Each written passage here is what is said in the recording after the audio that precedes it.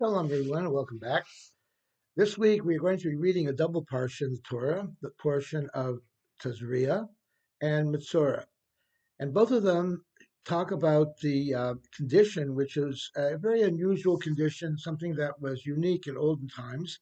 Sometimes it's translated as leprosy, but actually, it's not the real leprosy that we know of today. This particular type of leprosy had um, white white skin. The skin turned white. It was deep, and it had to be examined by a Kohen to determine exactly if it was leprosy. If it was only skin deep, it wasn't good enough. It turned to other colors, it wasn't good enough. In fact, perhaps the modern day word of psoriasis, the disease of psoriasis, where a person's skin turns has white blotches to it, could be derived from the word saras, although it's very different. Not to say that psoriasis is saras by any stretch of the imagination, but perhaps that's where the word came from. In any case, our sages tell us that a person got this particular disease through speaking lashon hara, speaking badly about other people, slandering other people, gossiping about other people.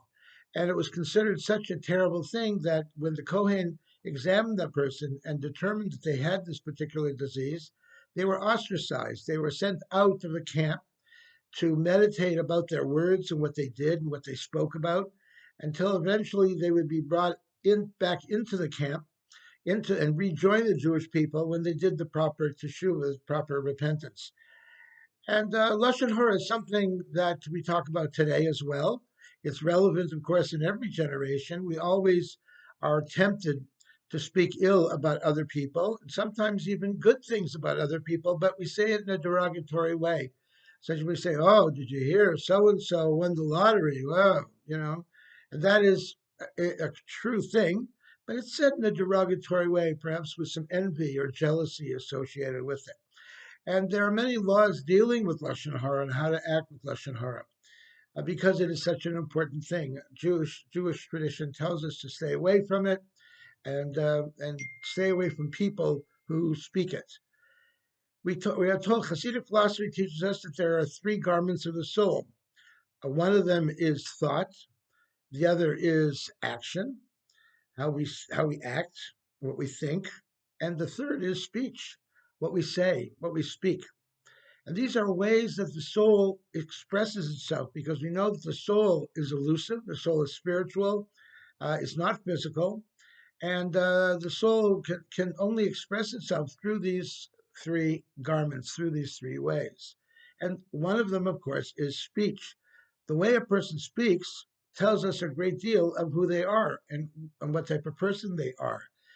Sigmund Freud coined the idea of a Freudian slip. What is a Freudian slip? When a person says something and they say, "Oh, I'm sorry, I didn't really mean to say that," but in actuality, they did mean to say it. Actually, by actuality, that's really what they were thinking, and it slipped out of their tongue. That's why it's called a Freudian slip. It slipped out. They didn't say it perhaps on purpose, but perhaps their unconscious or their soul was doing the speaking as well.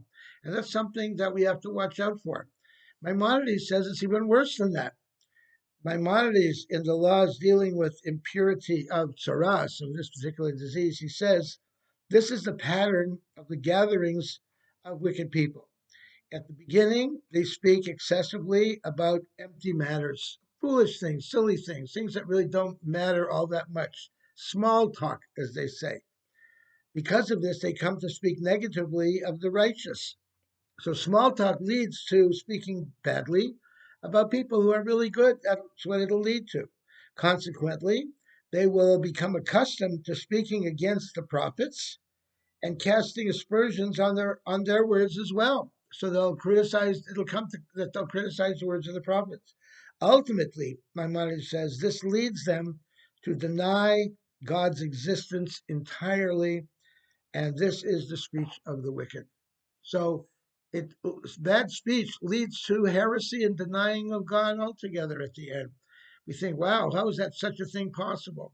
Because once we start talking ill about other people, we will eventually talk ill about prophets, about righteous people, and then about God himself. And that's something that we all have to watch for. The great Rabbi, the Chofetz Chaim, spoke about this at length in his famous book, Chofetz Chaim, Those Who Desire Life. And he spoke very strongly about it. A story is told of the Chofetz Chaim once was on a train, and he was traveling to a speaking engagement. And in those days, in the 1800s, there was no television, no movies, so people didn't really know who he was, what he looked like. He was sitting next to a common farmer, a plain man, and they got into a conversation. And the farmer started talking to him about farming, about animals, and about treatment of animals, and how to how to harvest crops, and how to take care of crops. And this was going on for hours. And the Chofetz Chaim patiently nodded his head and asked a few questions as this farmer went on and on and on about animals and about crops. Finally, they pulled into a station, and there was a tremendous mob waiting at the station for a very important person, who was, of course, the Chofetz Chaim. The farmer looked out the window and he said, "Gee, I wonder what everybody is waiting for over here. That's amazing." So a very important dignitary came on the train and knew who the Chofetz Chaim was, and went up to him and said, "Great Rabbi, Chofetz Chaim, welcome to our town." This farmer heard this and fainted dead away. They eventually got him awake again. They revived him, and he looked at the Chofetz Chaim and he said, "Rabbi, I'm so sorry. Why did I waste your time talking about such trivial matters as animals and crops and farming? You're such a holy rabbi." The Chofetz Chaim answered, "No, quite the contrary. I want to thank you, because usually when I talk to people, all they talk about is other people. All they talk about is Lashon Hara. But for once, I was able to be on a train with someone who talked about something else besides Lashon Hara. So I want to thank you very much for stimulating conversation, and I wish you well."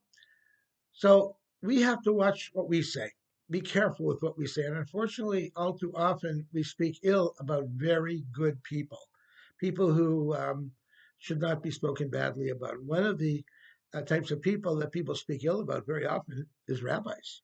"Oh, that rabbi, he speaks so long, he's so boring, and no, he takes too much of a salary." We don't have to worry about that with Chabad rabbis, though. "And he does this and he does that. I don't like him at all." But in reality, that rabbi was probably a pretty good guy. He's devoting his life and his soul and everything to Judaism and to the Jewish people. He stays up very late, raising funds for people and helping people and all kinds of things. And unfortunately, rabbis are among those that people speak ill about the most. So let's all be careful with what we say. And if we are careful about what we say, God will be careful about us and take care of us and watch over us. Candle lighting tomorrow night, Friday night, is at 7:02 p.m. I want to wish everyone a good Shabbos.